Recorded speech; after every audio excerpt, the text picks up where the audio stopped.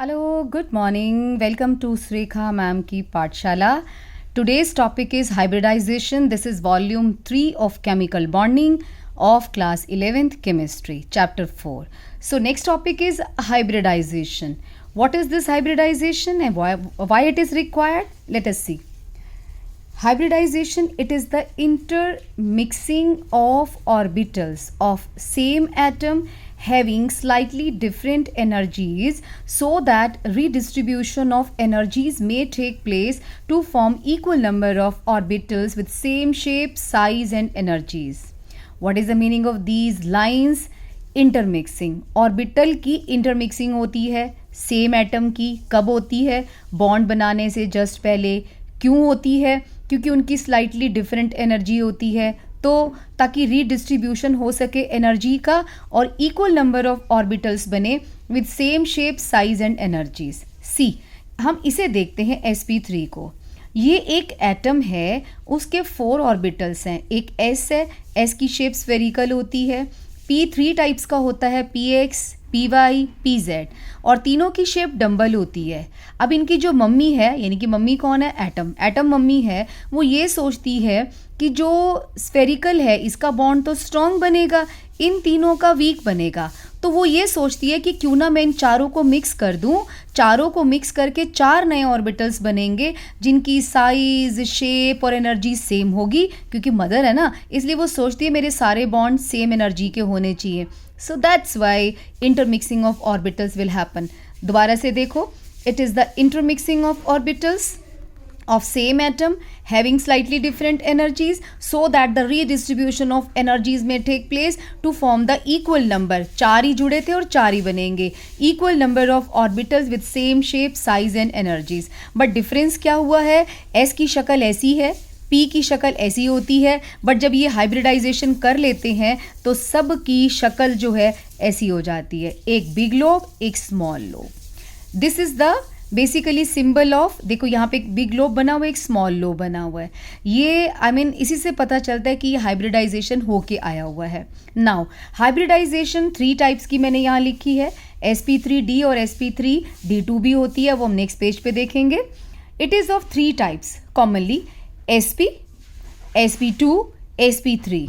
sp means 1 s orbital, 1 p orbital. जब दोनों आपस में इंटरमिक्स करते हैं तो 2 ऑर्बिटल बनेंगे. ये दोनों ऑर्बिटल ये एक दूसरे से मैक्सिमम दूरी पे चले जाएंगे. ये ध्यान से देखो, एक ऑर्बिटल ये है, इसका स्मॉल लोब ये रहा, बिग ये रहा, और दूसरा ऑर्बिटल ये रहा, इस तरीके से पड़ा हुआ है. तो ये sp हाइब्रिड ऑर्बिटल जो होते हैं उनकी शेप लीनियर होती है और उनके बीच में बॉन्ड एंगल 180 डिग्री का होता है. sp2 हाइब्रिडाइजेशन क्या होती है? एज द नेम सजेस्ट कि 1 s होगा और 2 p ऑर्बिटल्स होंगे. तीनों की इंटरमिक्सिंग हुई, 3 ऑर्बिटल बने. ये तीनों ऑर्बिटल आपस में 120 डिग्री के एंगल पे खड़े हो जाते हैं. ये देखो, एक ये रहा, इसका स्मॉल लोब ही है, दूसरा इस तरीके से और तीसरा इस तरीके से. तो ये ऐसे क्यों आप शेप बना लेते हैं? बिकॉज ये ऑर्बिटल्स कहते हैं भाई मैक्सिमम दूरी पे चले जाओ ताकि हमारी रिपल्शन कम हो, स्टेबिलिटी ज़्यादा हो. तो उसी वजह से ये इनको शेप देता है. और sp2 हाइब्रिड ऑर्बिटल्स के बीच में जो बॉन्ड एंगल है दैट इज़ 120 डिग्री और शेप है ट्रायंगुलर प्लेनर. ओके, अब चलते हैं sp3 पे. sp3 में एक s ऑर्बिटल है और 3 p ऑर्बिटल्स हैं. ये 4 बन जाते हैं. ये चारों कैसे खड़े हो जाते हैं? टेट्राहेड्रली. टेट्राहेड्रली अगर हम बनाएं तो ऐसे बनेगा, लाइक दिस. ये एक बुक के नीचे है जिसको हम ऊपर की तरफ दिखाते हैं. टेट्राहेड्रल में जो बॉन्ड एंगल होता है, अब बनाएंगे पता कैसे? इसी लाइन के ऊपर एक बिग लोब और एक small lobe, big lobe, small lobe, big lobe, small lobe, और लास्ट में ये जो है ना ये वाला, इसको भी बना दो. ओवरलैप होता है तो होने दो, कोई नहीं, ये स्मॉल लोब बनेगा. So this is how you have to make the tetrahedral arrangement of these 4 orbitals. Bond angle 109 degree 28 minutes, shape is tetrahedral. So hybridisation ये 3 टाइप्स की है. अब हम देखते हैं इसको अप्लाई कैसे करेंगे. सी, पहला है एग्जाम्पल, यानी कि फॉर्मेशन ऑफ BeCl2. बेरिलियम की कन्फिग्रेशन अगर आपको कोई भी कंपाउंड आ जाए बनाने के लिए कि draw the structure of BeCl2 on the basis of valence bond theory, तो आपने हमेशा ऐसे ही शुरुआत करनी है। बेरिलियम के 4 इलेक्ट्रॉन्स होते हैं, कॉन्फ़िगरेशन 1s2 2s2, ये ग्राउंड स्टेट है। नॉर्मली इसकी कॉन्फ़िगरेशन 1s2 2s2 है। Now in this situation beryllium can't make any bond. Why? Because bond is made by the half filled orbital, but both the orbitals in beryllium are full. So क्या होता है, bond बनाने से just पहले 1 electron S से excited होकर 2px में चला जाता है। 2s है ना, ये px py pz खाली पड़े होते हैं, खाली तो है ही। So 1s2 2s1 2px1 sp, अच्छा एक्साइटेड स्टेट हो गया, it has to make 2 bonds और sp की हाइब्रिडाइजेशन कर लेता है। और अभी हमने पढ़ा था जिसकी sp हाइब्रिडाइजेशन होती है उसकी शक्ल ऐसी होती है, ये जो बनी हुई है। ओके, अब 2 क्लोरीन आएंगे, एक क्लोरीन ये रहा, ये पूरा क्लोरीन है ये वाला, क्योंकि क्लोरीन का लास्ट इलेक्ट्रॉन p ऑर्बिटल में होता है and that is half filled. अब ये देखो इस तरीके से एक ऑर्बिटल यानी कि एक क्लोरीन यहाँ बॉन्ड बना लेता है, एक क्लोरीन यहाँ बॉन्ड बना लेता है। देखो ऐसी स्ट्रक्चर बन जाती है। ये बीच वाला बेरिलियम है, ये वाला जो पूरा लोब है ये क्लोरीन का है, ये वाला भी ऑर्बिटल क्लोरीन का है। तो बॉन्ड एंगल क्या है 180 डिग्री, शेप क्या है लीनियर। नेक्स्ट, अब ये मैंने क्लोरीन का यहाँ क्या लिखा है, just I want to show in chlorine according to electronic configuration 1s2 2s2 2p6 3s2 3px2 3py2 3pz1, only this orbital is available for making bond because both of these are having the fully filled orbitals. 2px2 2 electrons are there, only 3pz is having 1 electron, so it will make the bonding. They will not participate in bond formation because they are fully filled. Okay, next is BF3. How to start with? You have to start with the boron. Boron atomic number 5, configuration 1s2 2s2 2px1. This is the ground state. Now boron can make only one bond according to the configuration, but before making bond 1 electron from 2s will be shifted to 2py. This was present, we haven't shown it here, but वो खाली पड़ा ही हुआ है. So 1 electron will be shifted from 2s to 2py1. So you will get 2s1 2px1 2py1. 3 orbitals are there with a half filled electronic configuration, so they will show the hybridisation. ये देखो यहाँ पे hybridisation है sp2, एक s और 2p orbital will hybridise और sp2 hybrid orbital की shape is like this, we have studied right now, so they are making 120 bond angle. Now fluorine will come for making bond, fluorine has 2pz 1 electron, so this orbital will participate in bond formation. 2pz of fluorine, 1 here, second here and third here, they will make bond and the shape will be like this. Boron is making bond with 3 fluorine with the bond angle 120 degree and the shape is triangular planar shape. Now next example is of methane. In methane central atom is carbon. Carbon has 6 electron, configuration 1s2 2s2 2px1 2py1. In this situation carbon can make only 2 bonds, but before making bond 1 electron will be shifted from 2s to 2pz1. अब आप सोच रहे होंगे हमें कैसे पता चलेगा shift करेगा कि नहीं करेगा। See carefully, carbon has to make कितने बॉन्ड 4 ना, बट हाफ फिल्ड ऑर्बिटल कितने हैं 2, तो इसका मतलब एक इलेक्ट्रॉन की एक्साइटेशन होएगी। यहाँ से पता चलता है कि बनाने कितने बॉन्ड है और पड़े कितने हैं। सो 1 electron will be shifted jump from 2s to 2pz1. Now 1s and 3p orbital, they will do the sp3 hybridization.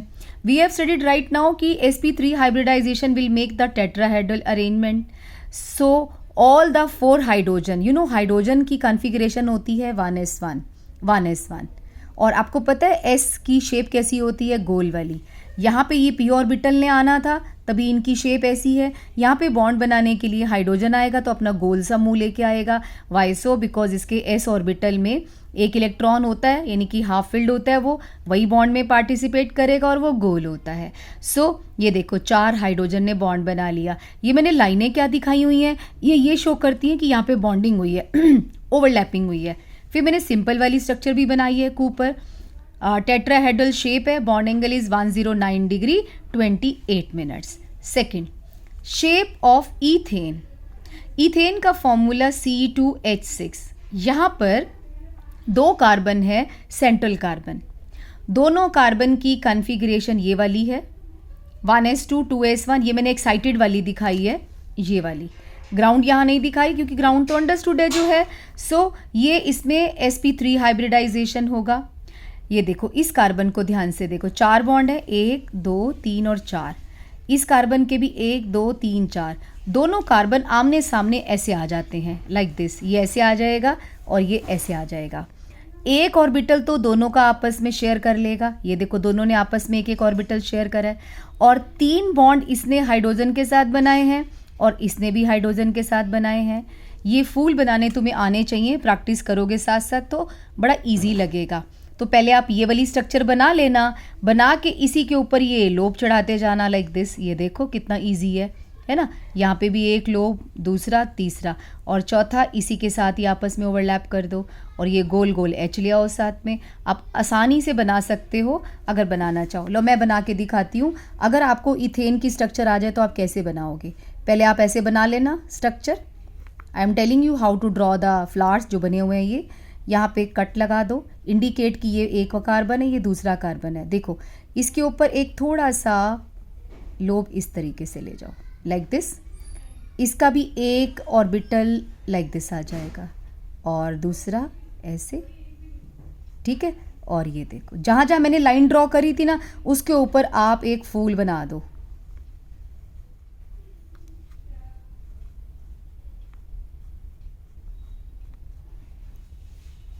Like this, ठीक है। और फिर H को ले आओ, 3H यहाँ पे, 3H यहाँ पे।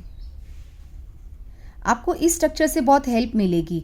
अब इनके बीच में आप डॉटेड दिखा दो कि ये ओवरलैप वाला एरिया है, ये इसका ओवरलैप का एरिया है, ये इसका ओवरलैप का एरिया है, राइट। और ये सारे सिग्मा बॉन्ड बने हुए हैं, ये भी सिग्मा बॉन्ड है, ये भी sigma sigma sigma sigma sigma sigma, सारे सिग्मा बॉन्ड बने हुए हैं। कितने हैं देख लो, 3 और 3 sigma 7 sigma bonds are there. इसमें कोई भी पाई बॉन्ड नहीं है।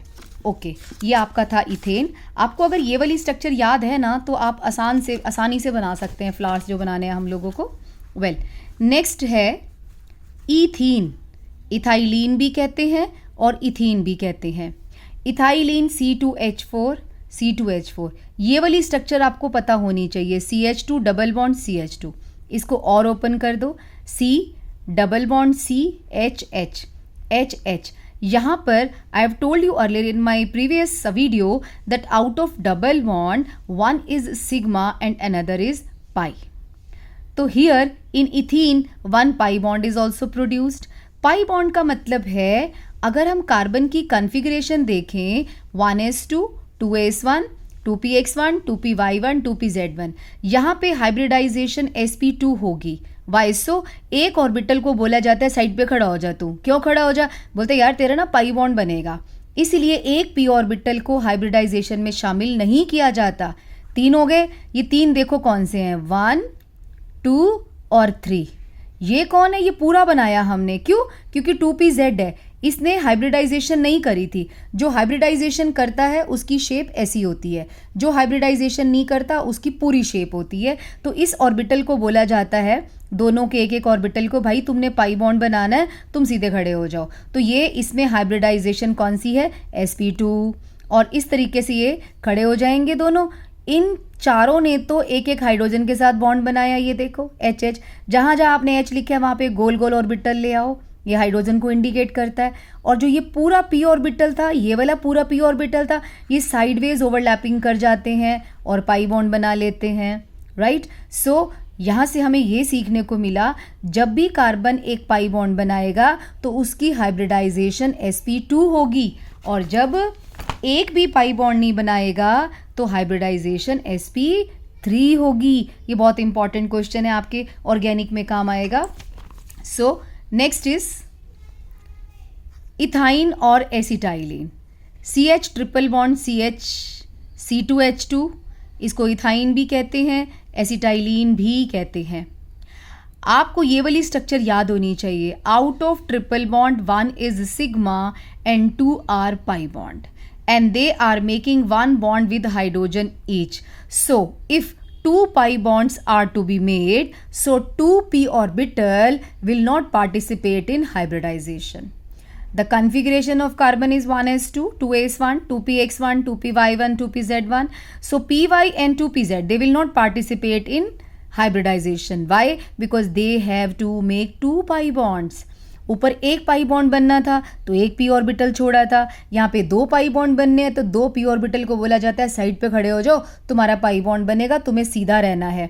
So hybridization will be sp. So एक बात और सीखने को मिली, whenever carbon is making triple bond तो hybridization will be sp. Right. sp में क्या है, ये देखो ये बन गया, एक इसका फूल एक इसका, इन्होंने एक एक बॉन्ड तो आपस में बना लिया है. एक पाई बॉन्ड सीधे वाला सीधे वाले के साथ बनाएगा, जो टिल्टेड है वो टिल्टेड वाला टिल्टेड के साथ पाई बॉन्ड बनाएगा. एक हाइड्रोजन यहाँ बॉन्ड बनाएगा, एक हाइड्रोजन यहाँ बॉन्ड बनाएगा. सो 3 सिग्मा 2 पाई बॉन्ड्स है इस पूरे मॉलिक्यूल में, और हाइब्रिडाइजेशन sp और sp है. So this is how you have to draw the structure of acetylene. Next है shape of water. See carefully, in water oxygen is making 2 bonds. Let us see the configuration. Oxygen का atomic number 8, configuration 1s2, 2s2, 2px2, 2py1, 2pz1. Already oxygen has 2 half filled orbital and oxygen has to make 2 bonds also. So there is no need of excited state. यहाँ पे कोई भी electron jump करके कहीं नहीं जाएगा क्योंकि 2 ही bond बनाने हैं और 2 ही ऑर्बिटल हाफ फिल्ड हैं. अब होगा क्या, अब पी की तो हाइब्रिडाइजेशन हो नहीं सकती, तो ये एस को बोलते हैं भैया तेरी भी हाइब्रिडाइजेशन साथ में होगी. अब ये दोनों ऑर्बिटल कहते हैं हम हाइब्रिडाइजेशन तो करेंगे बट हम बॉन्ड नहीं बनाएंगे क्योंकि हमारा तो ऑर्बिटल फुल है. तो ऑक्सीजन कहता है नो प्रॉब्लम, मत बनाना. सो हाइब्रिडाइजेशन sp3 की शेप कौन सी होती है, टेट्राहेड्रल. ये टेट्राहेड्रल होनी चाहिए थी, बट याद है तुम्हें वसेपर थियरी में ये लोन पेयर कहता है चलो ये टाइट हो जाओ, हमें जगह ज़्यादा चाहिए, तभी तो बेचारे ये टाइट हो जाते हैं और बॉन्ड एंगल 104.5 डिग्री हो जाता है. ये वाले 2 ऑर्बिटल तो H के साथ बॉन्ड बनाएंगे, जो ये वाले हैं जिनके पास पूरा पूरा इलेक्ट्रॉन है ये पार्टिसिपेट नहीं करेंगे. तो वाटर की स्ट्रक्चर क्या हुई, बेंट या V shape. And the bond angle in water is 104.5 degree. Why this bond angle is less than 109 degree 28 minutes? क्योंकि ये 2 लोन पेयर इसके साथ रिपल्शन करते हैं, जिस वजह से इनकी रिपल्शन इतनी ज़्यादा होती है कि दोनों टाइट हो जाते हैं बेचारे. ओके, अब अमोनिया का देख लो. In ammonia nitrogen has to make 3 bonds. In its configuration 1s2, 2s2, 2px1, 2py1, 2pz1. Already 3 half filled orbitals are present. So once again there is no need of excited state. कोई electron excited नहीं होगा. But without S, hybridization will not take place. So that's why sp3 hybridization will happen and the shape will be tetrahedral. होनी चाहिए थी but lone pair इस वाले electron की वजह से इसका भी बॉन्ड एंगल 109 डिग्री 28 मिनट से डिक्रीज होके हो जाता है 107 डिग्री, राइट. और शेप हो गई pyramidal. Lone pair of electron is present here. It will not participate in bond formation but 3H will come and they will make the bond. और H हम सबको पता है गोल वाला होता है बिकॉज हाइड्रोजन में आखिरी इलेक्ट्रॉन और पहला इलेक्ट्रॉन दोनों ही S में पड़े होते हैं. Note, hybridization does not take place in atoms only but at the time of bond formation. Means अकेला एटम बैठा है कहते चल यार मेरा जी कर रहा है हाइब्रिडाइजेशन करें, सॉरी नहीं होएगी. जब वो बॉन्ड बनाने लगेगा only then hybridisation will happen. नहीं तो सब अपने घर में बैठे ही हैं चुपचाप. Next, I have told you कि एक आपकी बुक में ना PF5 की शेप है और हाइब्रिडाइजेशन पूछी हुई है. यहाँ देखो phosphorus has to make 5 bond. Configuration देखो 15 इलेक्ट्रॉन होते हैं फास्फोरस में. कॉन्फ़िगरेशन है 1s2, 2s2, 2p6, 3s2, 3px1, y1. But this can make only 3 bond. But phosphorus कहता है मैं तो 5 बॉन्ड बनाऊंगा. सो एक इलेक्ट्रॉन एक्साइटेड होगा कहाँ से, 3s से लेके 3d में जाएगा क्योंकि p के बाद d की बारी आती है. सो 3dz² में जाएगा. 5 हो गए अब हाफ फिल्ड. अब ये 5 इसके साथ बॉन्ड बनाएंगे, लेकिन बॉन्ड बनाने से जस्ट पहले एक s 3p और एक d मिलके sp3d हाइब्रिडाइजेशन करेंगे. और 5 लोगों की शक्ल ऐसी होती है, एक तो ट्रायंगल बनेगा नीचे, एक बुक के ऊपर है ऐसे, एक नीचे है. ये वाला बुक के इस पेजेस के नीचे लगा लो नोट्स के, ये ऊपर है, बट पेज पे तो हमें ऐसे ही दिखाना पड़ेगा ना। तो पांचों फ्लोरीन ने अपना बॉन्ड बना दिया। अभी हमने पीछे पढ़ा भी था, जो फ्लोरीन होता है वो ऐसे वाला होता है, मतलब पूरे लोब वाला। तो ये देखो फास्फोरस ने बना दिया, ये 5 बॉन्ड दिखा रखे हैं ये हाइब्रिडाइजेशन वाले। अगर फ्लोरीन को आना होगा ना तो वो ऐसे आएगा, एक यहाँ, एक यहाँ, यहाँ 5 फ्लोरीन आएंगे। ओके, सो इसमें sp3d हाइब्रिडाइजेशन है। अगला है शेप ऑफ SF6।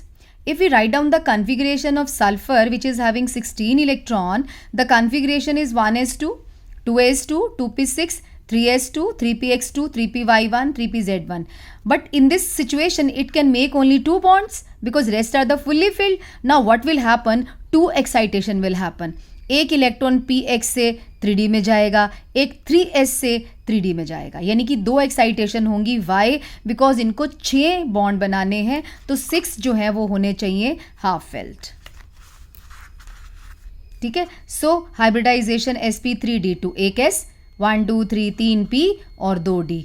d कौन सा है? z स्क्वायर वाला और x square minus y square वाला। पहले इनकी हाइब्रिडाइजेशन होती है, फिर बारी आती है बाकियों की 5 में से। सो ये देखो इसने क्या बना दिए, 6 बॉन्ड बना दिए। तो आप भी क्या करो, ऐसे 6 बॉन्ड बना के उसके ऊपर ही बिग लोब स्मॉल लोब बनाते चले जाओ, जैसे मैंने पहले बताया है। और अगर फ्लोरीन आएगा तो एक पूरा साबुत आपको यहाँ दिखाना पड़ेगा, यहाँ भी दिखाना पड़ेगा, यहाँ भी, यहाँ भी, यहाँ भी और यहाँ भी। ठीक है, so sp3d2 hybridisation will happen. So this is all about the hybridisation. जितने भी मॉलिक्यूल्स मैंने बताए हैं वो खाली आपने सुनना नहीं है, उसको आप ड्रॉ भी करोगे, क्योंकि ड्रॉ करते करते ही पता चलता है हमें समझ आया कि नहीं आया। ओके, नेक्स्ट चलते हैं रेजोनेंस पे। What is resonance? In some molecules, there all the properties are not explained by single structure, then 2 or more structures are used to explain their properties, and these structures are known as resonating structures, and the phenomenon is known as resonance. और resonating structures are also known as canonical forms. Right? इसका meaning क्या है एक line का? देखो मैं आपको छोटी सी बात बताती हूँ। अगर हम इस कंपाउंड पे चले, ओजोन पे, यहाँ से आपको समझाने की कोशिश करती हूँ। ओजोन की स्ट्रक्चर साइंटिस्ट ने बोली कि ऐसी होती है, एक डबल बॉन्ड होता है, एक सिंगल बॉन्ड होता है। वी ऑल नो कि जो सिंगल बॉन्ड होता है हमेशा बड़ा होता है और डबल बॉन्ड छोटा होता है, राइट? सिंगल बॉन्ड की लेंथ है 148 पिकोमीटर इस केस में, और डबल बॉन्ड की लेंथ होती है 120 पिकोमीटर। तो साइंटिस्ट ने बोला भाई ओजोन में ना एक बॉन्ड लेंथ होगी 120 और एक होगी 148। लेकिन जब सच्ची मुच्ची एक्सरे एनालिसिस करा, क्योंकि एक्सरे एनालिसिस से ही पता चलता है बॉन्ड लेंथ कितनी है, तो पता चला बॉन्ड लेंथ ना तो 148 है ना 120 है, वो तो 128 है और दोनों की सेम है। लो जी, ये कैसे हो सकता है? बाद में पता चला कि ये डबल बॉन्ड है ना, घूमता रहता है इधर इधर, यानी कि दोनों के पास रहेगा। अब सवाल ये उठता है, दोनों के पास रहेगा तो हम बच्चों को कैसे समझाएंगे और प्रॉपर्टीज़ कैसे एक्सप्लेन करेंगे? तो प्रॉपर्टीज़ को एक्सप्लेन करने के लिए हमें ओजोन की 2 स्ट्रक्चर्स की मदद लेनी पड़ी। हम कभी ऐसी बनाते हैं, कभी ऐसी स्ट्रक्चर बनाते हैं। असली स्ट्रक्चर ये वाली है, बट इस स्ट्रक्चर से हम लोग प्रॉपर्टीज़ तो एक्सप्लेन नहीं कर पाते ना। तो यही कहने का मतलब था, when all the properties of molecule are not represented by the single structure, are explained by the single structure, then we have to make use of 2 or more than 2 structures. जब किसी की प्रॉपर्टीज़ एक structure से explain ना हो, हमें उन्हें explain करने के लिए 2 या 2 से ज़्यादा स्ट्रक्चर की हेल्प लेनी पड़े, उस फिनोमिनन को रेजोनेंस कहते हैं। और इन स्ट्रक्चर्स को रेजोनेटिंग स्ट्रक्चर्स कहते हैं। रेजोनेटिंग स्ट्रक्चर्स के बीच में ये वाला सिंबल होता है, डबली हेडेड एरो। दोनों में से कौन सी स्ट्रक्चर असली है ओजोन की? कोई भी नहीं। असली कौन सी है? ये वाली। इसे बोलते हैं रेजोनेंस हाइब्रिड, यानी कि सबका मिक्सचर। असली स्ट्रक्चर ये है और ये निशानी होती है इक्वल टू, यानी कि रेजोनेंस हाइब्रिड स्ट्रक्चर ऐसी होएगी। लेकिन इसकी हेल्प से अगर मैं बार बार आपके सामने ओजोन की ये स्ट्रक्चर बनाऊं और प्रॉपर्टीज़ को एक्सप्लेन करूं तो मैं नहीं कर पाऊंगी। मुझे या तो ये बनानी पड़ेगी या ये बनाने की पड़ेगी। और सरप्राइजिंग बात देखो, ना तो ये असली स्ट्रक्चर है और ना ये असली स्ट्रक्चर है। रियल स्ट्रक्चर ये वाली है, बट हम बनाते ये हैं क्योंकि प्रॉपर्टीज़ इससे एक्सप्लेन होती हैं। सो इनको कैनोनिकल स्ट्रक्चर भी कहते हैं। None of the resonating structure is the real structure. Yes, real structure कौन सी है? Resonance hybrid. ये शो कर रहा है कि इलेक्ट्रॉन गेड़ियां मारते रहते हैं इसमें। ये इसका यही मतलब है कि इलेक्ट्रॉन दोनों जगह पे घूमते फिरते रहेंगे। ओके इसको रेजोनेटिंग स्ट्रक्चर्स को लिखने का रूल क्या होता है? पहला रूल, इनकी रिलेटिव पोजीशन सेम होनी चाहिए। जैसे मैंने इसको टेढ़ा दिखाया तो आपने इसको भी टेढ़ा दिखाना है, सीधा नहीं दिखा सकते। Relative position of atom should remain the same.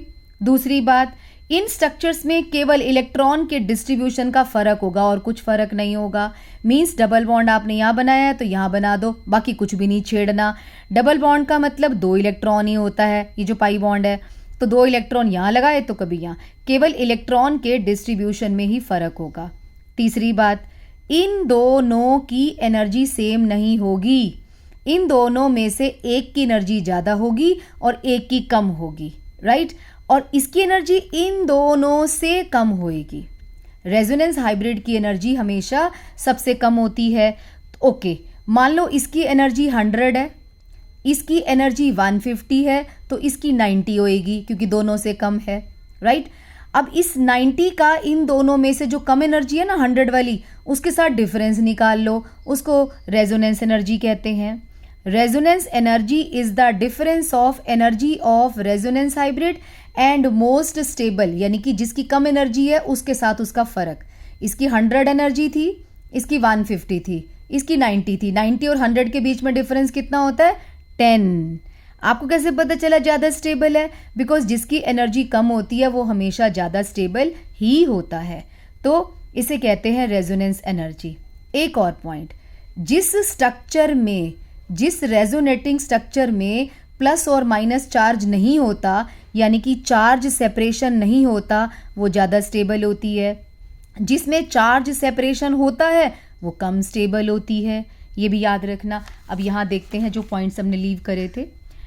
Well, none of the resonating structure is the real structure. I have told you right now.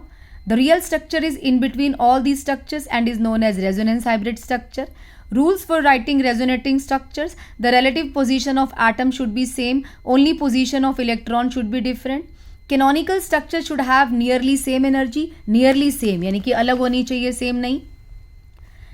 The canonical structures should have same number of unpaired electron. बोला ना, total electron की संख्या same होनी चाहिए, distribution अलग होना चाहिए. Negative charge should be present on the more electronegative element. वो वाली रेजोनेटिंग स्ट्रक्चर ज़्यादा स्टेबल होगी जिसमें negative charge more electronegative atom पे होगा. और like charges should not be present on adjacent atom. Same charges पास वाले एटम्स पे प्रेजेंट नहीं होने चाहिए क्योंकि सिमिलर चार्जेस रिपेल करते हैं. हाँ, अनलाइक चार्जेस हो सकते हैं. मान लो किसी की स्ट्रक्चर में ऐसा हो तो ये सबसे खतरनाक स्ट्रक्चर होएगी. अगर किसी स्ट्रक्चर में ये पड़ा हो, सबसे खतरनाक ये है, सिमिलर चार्ज है और ये ऑपोजिट चार्ज है, ये अट्रैक्ट करेंगे. ये फाइन है but this is not fine. अगर हम इसकी स्ट्रक्चर कहीं पे देखें कि दो पास वाले एटम पे ऑपोजिट चार्जेस हैं तो खुश रहेंगे, स्टेबल होगा. सिमिलर होगा तो अनस्टेबल होगा. रेजोनेंस एनर्जी वैसे मैं बता चुकी हूँ. It is defined as the difference in the energy of the resonance hybrid and the most stable canonical form, जो मैंने अभी बताई. Higher the resonance energy, higher is the stability of molecule. अगर कोई क्वेश्चन आ जाए, एक कंपाउंड है उसकी रेजोनेंस एनर्जी बहुत ज़्यादा है, लाइक 150, तो आप कहेंगे भाई वो बहुत ज़्यादा स्टेबल होगा. Characteristics of resonance: all the canonical structures are imaginary, they don't have real existence. अभी तो बताया कोई भी कैनोनिकल स्ट्रक्चर रियल नहीं है, सब हाइपोथेटिकली हैं. रेजोनेंस हाइब्रिड की हमेशा लीस्ट एनर्जी होती है और हायर स्टेबिलिटी होती है. जितनी ज़्यादा रेजोनेटिंग स्ट्रक्चर्स होंगी उतना ज़्यादा मॉलिक्यूल स्टेबल होगा. So resonance is represented by doubly headed arrow. सबसे पहले हम लिख रहे हैं कार्बोनेट की. अब क्वेश्चन आएगा कि write down the resonating structures of carbonate and ozone. कैसे लिखेंगे? CO3 2 नेगेटिव में आपको ये स्ट्रक्चर एक आनी चाहिए. एक डबल बॉन्ड O है, जो सिंगल बॉन्ड O है उनके ऊपर नेगेटिव चार्ज है. अब क्या करो, इसको घुमा दो, डबल बॉन्ड यहाँ ले आओ, ये देखो यहाँ ले आए, सिंगल बॉन्ड यहाँ आ गए, अगली बार डबल बॉन्ड को यहाँ ले आओ, बन गई रेजोनेटिंग स्ट्रक्चर्स. कितना आसान है ना. पहले एक बना लो फिर डबल बॉन्ड को घुमाते रहो. ये देखो ये रेजोनेंस हाइब्रिड है. 3 बॉन्ड तो नॉर्मल है, ये डैश डैश डैश डैश है. डैश डैश का मतलब है ये पाई बॉन्ड जो है ना सब में घूमता रहता है. यहाँ पे हमने नेगेटिव चार्ज ऑक्सीजन पे दिखाया है और यहाँ पे ब्रैकेट के बाहर दिखा दो. क्यों? इन तीनों में से किसी पर भी हो सकता है. ओजोन की स्ट्रक्चर, इसकी 2 ही बनेंगी resonating structures. Why so? Because इसमें एक ही डबल बॉन्ड है, वो इधर उधर घूमता रहेगा और ये इसकी रेजोनेंस हाइब्रिड स्ट्रक्चर है. CO2 की, ये देखो डबल बॉन्ड है. अगली में क्या करो, एक तरफ ट्रिपल बॉन्ड बना दो, एक सिंगल बना दो।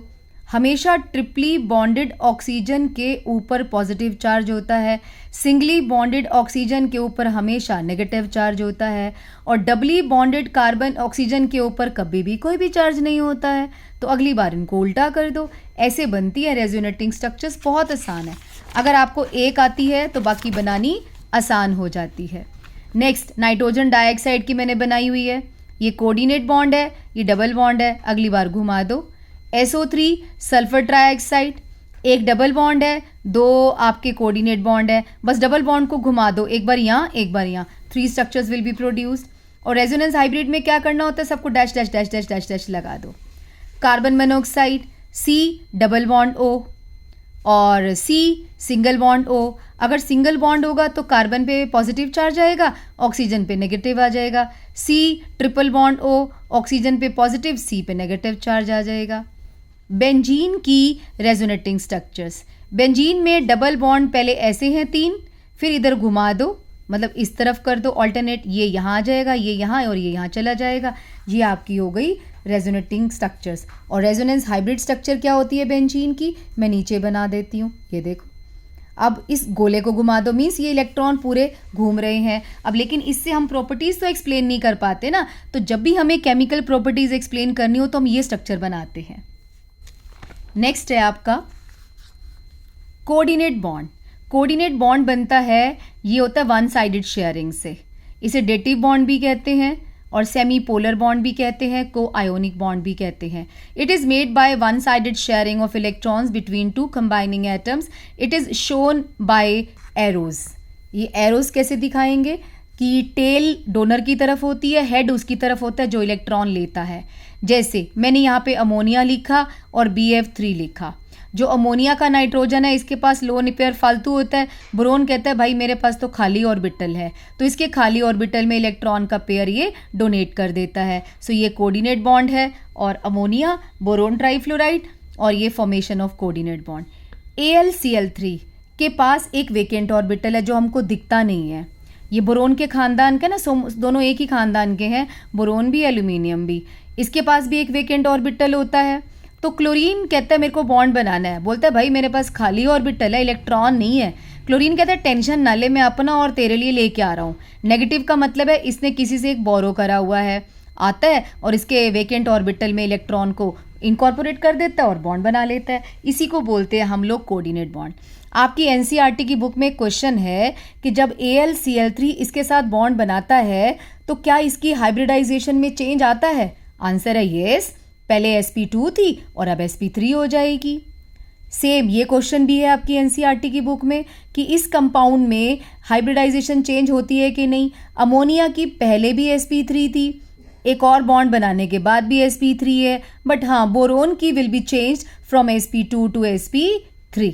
नेक्स्ट SO2 में भी एक कोऑर्डिनेट बॉन्ड होता है, सल्फ्यूरिक एसिड में भी होता है, जो ये एरो वाला है ये कोऑर्डिनेट बॉन्ड है। अमोनिया को H+ के साथ जब हम बॉन्ड बनाता हुआ दिखाते हैं, H+ का मतलब है it is having only vacant orbital, so it will make bond with the vacant orbital of hydrogen, ammonium ion बन जाएगा। Water can also make coordinate bond with H+ ion because H+ ion has only vacant orbital. It is having 2 lone pair of electron, but it can donate 1 lone pair of electron definitely to make the hydronium ion. All of these are the examples of coordinate bond. अब it says कि valence bond theory के हिसाब से जरा बना के दिखाओ। If you remember हमने अमोनिया की शेप पढ़ी थी ऐसी, इसके पास एक लोन पेयर था, H+ के पास कुछ नहीं है, बेचारा गोल सा मुंह लेके आया बट खाली है, तो ये क्या करेगा, गोल सा मुंह इसके ऊपर आ जाएगा, मीन्स दोनों इलेक्ट्रॉन जो है दोनों शेयर करेंगे। सेम ये वाटर की शेप थी अभी हमने पढ़ी, ये एम्प्टी ऑर्बिटल है H+ का, तो इन दोनों में से किसी एक के ऊपर आ जाएगा ये, और जो जिस पे भी आएगा ना वो नीचे आ जाएगा। ये देखो 2 थे ना ऊपर, जैसी बॉन्ड बनाई या नीचे आ गया, क्यों? क्योंकि जो लोन पेयर होता है ये दादागिरी शो करता है, ये बोलता है सारी जगह मेरी है, तो इसलिए ये उसको नीचे आना पड़ता है। This is all about the hybridisation.